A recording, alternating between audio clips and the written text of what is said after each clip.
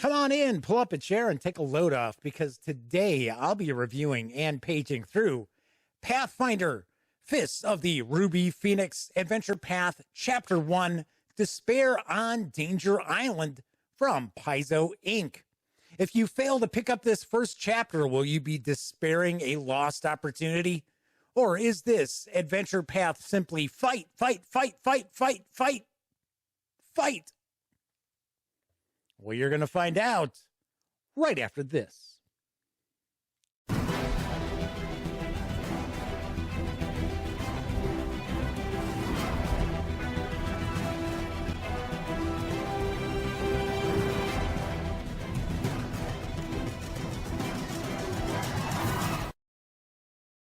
Howdy, howdy, howdy, gang. Welcome once again to the Duct Tape Studios. I'm Jeff McAleer, your host here at the Gaming Gang channel. As I mentioned in the open, today I am going to be reviewing Pathfinder, Despair on Danger Island. But first, I do want to once again thank everybody out there for sending along all the kind thoughts and prayers regarding my recent triple bypass surgery. It has been just over 5 weeks since the surgery. You can tell my voice is almost back to normal, and I'm feeling pretty good. And the doctors tell me that I am well ahead of the curve as far as my recovery. So big thumbs up, and thank you for all those kind thoughts and prayers. I really, really do appreciate them. So today I am going to be reviewing Pathfinder, Fists of the Ruby Phoenix Adventure Path, Chapter 1, Despair on Danger Island. It's written by Luis Loza with artwork provided by David Ostruga, Ghislaine Avia, Vlada Hladkota, Robert Lazzaretti, Damian Mamalidi, Artur Nathodkin, Christoph Peters, Hernanda Souza, and Jesse Sursu. I guarantee I've mispronounced plenty of those names, and I do apologize for that. This 96-page softcover is available right now. It does carry an MSRP of $24.99, or you can snag the PDF for $17.99.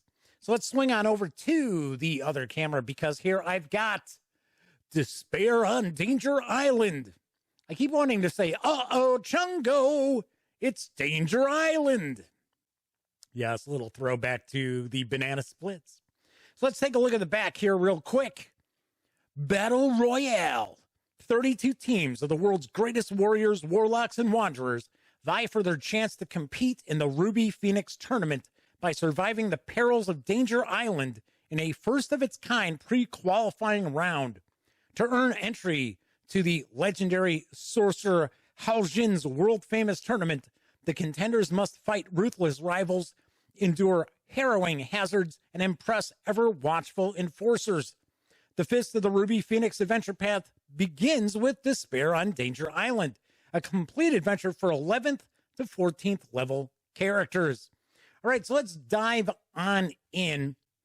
I got to point out that if you are hoping your Game Master is going to run Fists of the Ruby Phoenix, I am definitely going to recommend that you tune on out. There are over 1,000 other videos on the Gaming Gang channel. Check out one of those, because here there be spoilers. I am going to try to keep this as spoiler-free as possible, but for me to provide a review, I do have to kind of get into some of the details about this adventure. So, if it's just the Game Masters and me, let's dive on in. So this is going to be broken up into 3 chapters. We also have an adventure toolbox as well. This, I believe, is the first time that Paizo has released a 2nd edition Pathfinder adventure path that starts at 11th level. So I'm kind of curious if you are using a lot of published adventures from Paizo, how you would kind of squeeze this in, because for the most part, the vast majority of the adventure paths begin at 1st level and they run through 20th. So I was kind of curious about that. If you plan on running the Fist of the Ruby Phoenix Adventure Path, all 3 chapters, let me know in the comments how you're kind of expecting to do it. I mean, of course, I'm sure a lot of players will just simply roll up 11th level characters. So we get a bit of a motivation of why the player characters are here.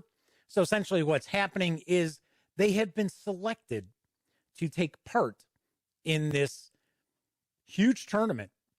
And for this year's event, it happens every 10 years, and it's to celebrate the sorceress Hao Jin, who had disappeared for hundreds of years. And for like the last 300 years, there has been a tournament in her honor every 10 years, and the winner gets to select one of her esteemed magical items from her collection. Well, here it turns out Hao Jin has returned to life a couple of years ago, and she is actually overseeing this year's contest. So kind of interesting. So what's going on? For the first time, there is kind of a pre-qualifying round, because normally it would be anybody and everybody could take a shot at being in this tournament. And this time, they're actually paring down the number of teams that are going to be able to try to take part. So what happens is the player characters are going to travel off to Danger Island. And one of the first things that they're going to have to do is they're going to have to clear out this temple to make as their home base. Keeping in mind, there are 32 teams in total. So there are 31 rivals to the player characters who are looking to advance into the next round. And there will be 8 teams to do so. So one of the interesting aspects, and this is kind of a nod to kind of battle royale sort of movies, like, you know, you've got the Hunger Games, you've got various different anime that's a battle royale. You've got one team that kind of befriends the player characters, and then there's going to be one team that's going to be their big rivals. So, like I said, the first thing that the player characters are going to have to do is they're going to have to clear out this temple, which is going to be their home base. If they do so, they're going to receive a phoenix necklace and 3 silver feathers. And to advance to the next round, the player characters have to collect 10 of these feathers. Now, teams can challenge you. So other teams can challenge any team, and they can wager 1 to 3 of these feathers. So hopefully, of course, the player characters are going to clear out the temple, and they're going to have 3 of the feathers to work with. If you're challenged by one of the teams, you must accept the challenge. You can't turn away from the challenge. Now, there's something the player characters could earn during the adventure that will allow them to one time turn down a challenge. So here's the silver feather. They're showing it here. It's also showing us the different headquarters sites. There is a bit of a hex crawl on the island as well. So there are some teleport areas that the player characters can bounce around from place to place, but they are going to actually spend time traversing the island itself. There are various different encounters. There is a lot of combat going on in this adventure. Tons and tons of combat. Personally, I think there's way too much combat, but this is a battle royale scenario. So Paizo isn't tricking anybody. They're not trying to mislead anybody. You should know right up front, because Paizo's been pretty obvious about this, that this adventure path is all about fighting, about battles. Now, that's not to say that there aren't little investigatory side encounters and things like that. There are, but it is loads and loads of combat. And not every one of these 32 teams is broken down to give you all the details, but there is enough detail that you can kind of toss different teams at the player characters. One thing I thought was kind of interesting is that there is no limit on the number of contestants on a team. So there's actually a team that there's like 40 fighters on it. That could conceivably challenge the player characters. So I thought, okay, that's kind of interesting. Of course, it's not 40 11th level characters, NPCs. So, and this is actually what the Phoenix necklace looks like. So what's going to happen is the player characters are going to have 3 days in order to advance to the next round. And there is so much going on. I don't see how you could squeeze a lot of this stuff into just 3 days. And I'll talk about that when I kind of share my final thoughts.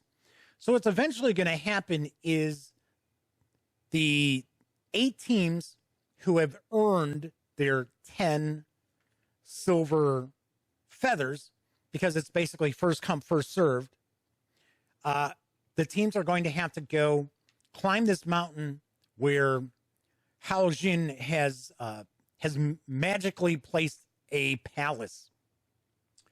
And of course, the first 8 teams that have the 10 feathers are going to advance. There's going to be a feast. And then there's going to be entertainment. And the entertainment is all fighting. And the weird thing is there's a number of these different like encounters, these battles. And it's kind of like left, like the player characters are going to volunteer for like all of these, which seems really silly because you would think each of these teams is really looking to impress Hao Jin as well as the Empress of the location that the next round is going to be held. So you're looking to impress both of them. You would think these other teams would all be volunteering, but every one of these encounters says, well, you know, nobody's going to volunteer for this, giving the player characters an opportunity to step up and do it, which to me, it's kind of silly. They're not going to get an opportunity to do every single thing. So I found that kind of weird. I find this to be interesting. This is just not my sort of adventure, and I will discuss that when I get into my final thoughts. So here's the fighting roster. So this is going to talk about some of the different teams. These are the teams that are going to advance. Kind of give you a breakdown on them. Tino's toughest are actually going to be the team that kind of befriends the player characters. So in the Adventure Toolbox, we get a lot of cool stuff. We get some new archetypes. We get a new culture. We get some new monsters. We get some cool new magic items and feats. And the players can actually learn these feats from some of the other team's members if they defeat them. Because the whole thing is this is not supposed to be a lethal battle for the pre-qualifier. It's now players can lose their characters. Characters can die. NPCs can die, but it's not necessarily meant to be, you know, a killing field. So it's supposed to be non-lethal. So all the teams aren't necessarily, oh, well, you know, here's our player characters. They're the good guys and gals and everyone else is evil. That's not the case at all. So some of the teams, if they're defeated, they're impressed by the player characters and they actually will teach them some new feats. They'll get some new magic items. We've got some new spells as well. Here are the 2 new archetypes. We got the Butterfly Blade archetype and the Ghost Eater archetype. Here's the new culture, new race.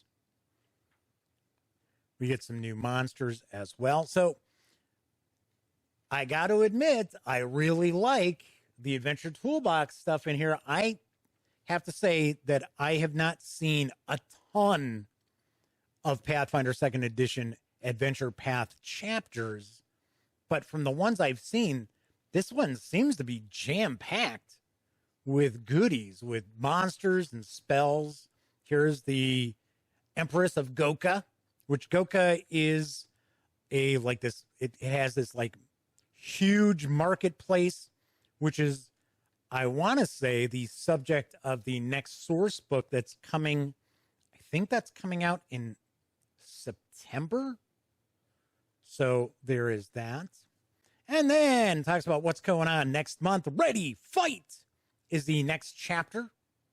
So I do believe that it is going to continue on where it's going to be all combat.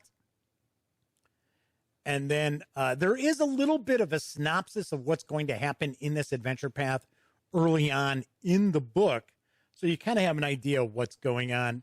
It's possible the third chapter might be a little more social encounters as opposed to the first two chapters, but I don't know, obviously enough. I have not seen it.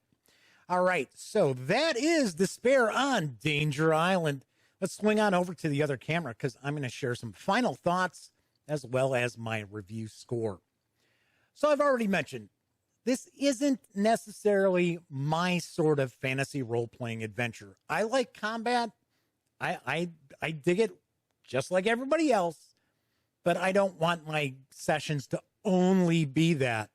And that's what this chapter of the adventure path is all about. It is all about combat. And to get the most out of this, you do want to study the major NPCs and the major teams to get a feel for what kind of tactics they're going to use when they challenge the player character's team. So that's a lot of heavy mental lifting or mental heavy lifting for the game master to have to engage in if they want to get the most out of this adventure. Because you don't want every team and every NPC that the player characters have to fight be the same.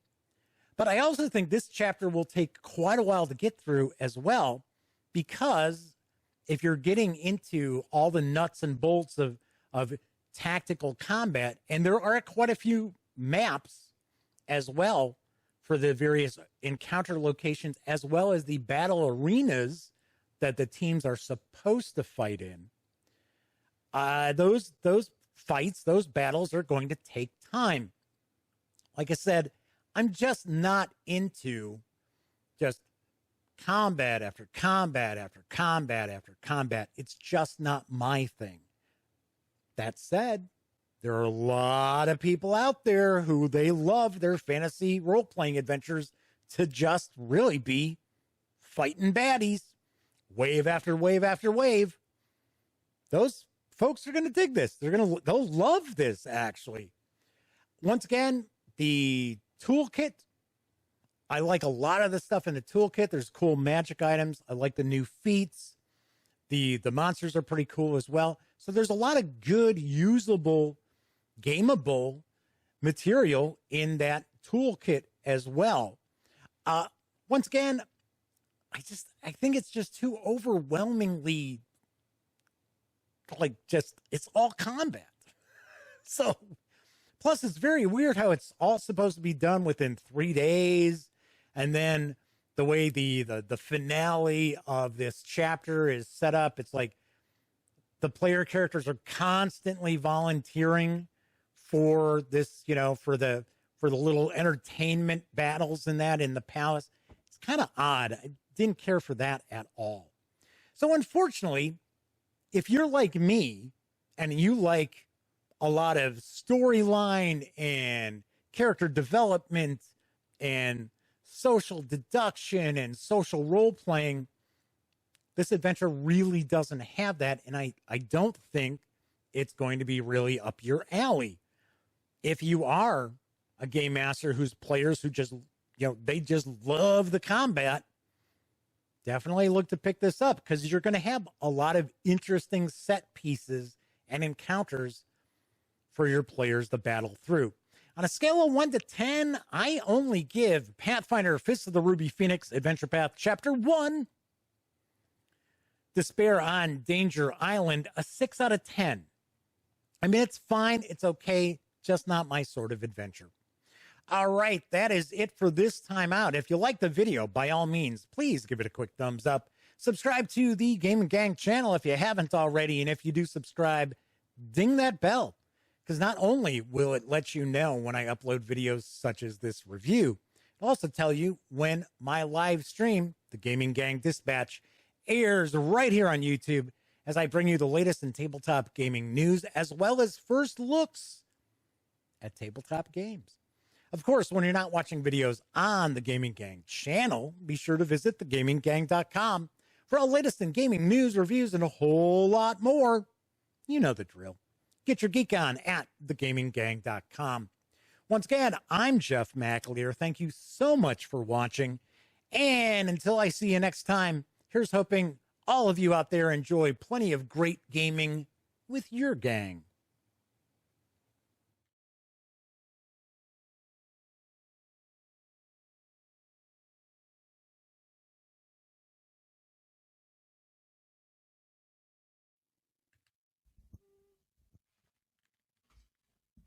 Oh, you're still here.